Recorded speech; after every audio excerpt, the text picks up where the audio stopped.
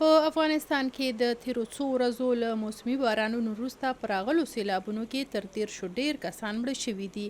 د فراه، هرات، زابل او کندهار ولایتونه ډیر اغیزمن شوي دي. په دې سیلابونو کې 33 کسانو ژوند له لاسه ورکړی او 28 تنه نور ټپیان دي.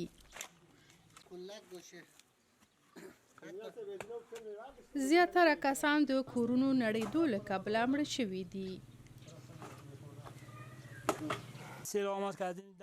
لکه څرنګه چې تاسو وینئ اوبه د کوڅې ته راپورته شوي او دا ټولې ساحې او دالان یې لاندې کړل او دیوالونه ونړېدل. له 2 ورځو راهیسې په پرلپسې توګه د سیلاب اوبه دلته را رسیږي. په دې سیلابونو کې کابو 2000 هکتاره کرهنیزه ځمکه هم زیانمنه شوې ده.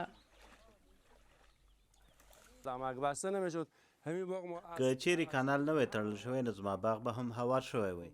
دیوالونه یې ویجاړ شوي او بیرته جوړولو ته اړتیا لري. د دې ترڅنګ تر 600 ډیر کورونه او 15 کیلومتره سړکونو ډیره برخه زیانمنه شوي او یا هم ویجاړه شوې ده.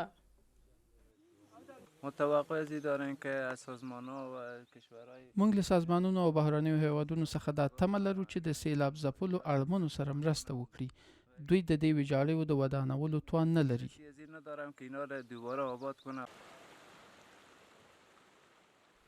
د هوا پیژندنې ادارې په راتلونکو ورځو کې هم د ورښتونو وړاندوینه کړې ده.